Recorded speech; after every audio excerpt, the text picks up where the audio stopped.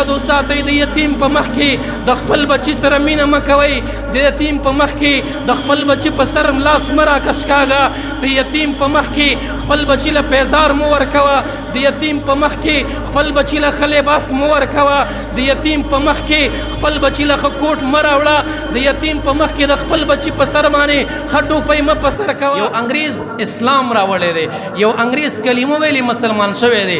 د هغه کافر انګریز نه چا تپوس وکړو ویل ولې مسلمان شوې، کومې خبرې مسلمان کړې؟ هغه انګریز ورته ویل یوې خبرې مسلمان کړم. یو کتاب کې مې یو حدیث د پیغمبر پاک علیه السلام وکړو. ویل هغه حدیث څنګه دی؟ ویل یو ځل د الله رسول په مسجد کې ناست دی، د خپل صحابه کرامو سره ناست دی. په دې کې یو سړی راغی او ډېر پریشان دی. د الله رسول ته وی د الله رسول 3 ورځې کېږي زما بچی ورک دی، 3 ورځې کېږي بچی مې ورک دی. په دې 3 ورځو کې مال هم جړا راغلی ده، زما ښځم جاړي، د هغې پسې د هغې خویندې هم جاړي، د هغې ورونه هم جاړي.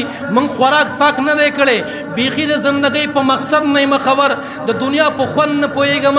د الله رسول ته وی د الله رسوله زما د بچي به څه حالات وي، زما بچی به چېرته وي، زما بچی به څنګه وي؟ د الله رسول ورته بچی څنګه دی؟ هغه کس ورته علامې وښودلې، دقه رنګې بچی دی. یو صحابي ناست دی، هغه ورته د الله رسوله دا سړی چې کومې نښې علامې درته ښایي، داسې ماشوم هلته ماشومانو سره لوبې کولې، ما وکتو هلته ماشومانو سره لوبې کوي. دقه سړي چې خبره واورېده یکدم پاڅېدو، منډه باندې شو. د الله رسول دې کس ته اواز کې دی خوا راشه، چېرته په منډه باندې روانې؟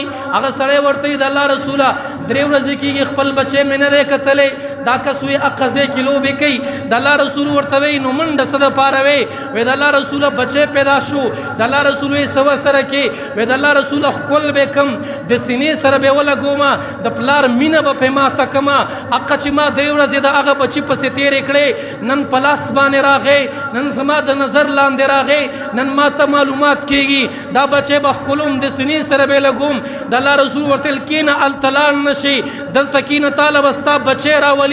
دا کس تپوس کې د الله رسوله ولي؟ وی شاید چې ته په منډه باندې لاړ شې، ستا دا بچی به د یتیمانانو سره لوبې کوي، ستا دا بچی به د غریبانانو سره لوبې کوي. هغه ته چې خپل بچی د سینې سره ولګي، ته چې کله خپل بچی ښکل کړي، هغه یتیمانان چې دا ورسره لوبې کوي هغوی به د پلار مینې ته محتاج شي.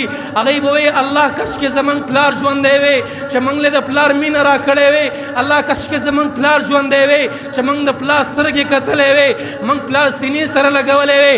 یاد وساتئ د یتیم په مخ کې د خپل بچي سره مینه مه کوئ، د یتیم په مخ کې د خپل بچي په سر لاس مه راکش کاږه، د یتیم په مخ کې خپل بچي له پیزار مه ورکوه، د یتیم په مخ کې خپل بچي له ښه لباس مه ورکوه، د یتیم په مخ کې خپل بچي له ښه کوټ مه راوړه، د یتیم په مخ کې د خپل بچي په سر باندې ښه ټوپۍ مه په سر کوه. دا یتیم به وایي الله ما نه د پلار واغوستو، زه دې همداسې پرېغوستم، کاشکې ربه نن زما پلار ژوندی وی، زه به چا ته محتاجه نه وی. الله زما د یخنۍ اسباب به وی، زما د ګرمۍ اسباب به وی. دا انګریز لیکي وی داسې پیغمبر چې د یتیمانانو دپاره دومره مینه زړه کې ساتي، دومره درد په زړه کې ساتي، دومره غم په زړه کې ساتي، دا پیغمبر دروغجن کېدلی نشي، د دې پیغمبر دین دروغجن کېدلی نشي. دا انګریز کافر وی والله دقه یو حدیث کې مې سوچ کړی او د دې په وجه باندې مسلمان شوم، کلمه مې وویله.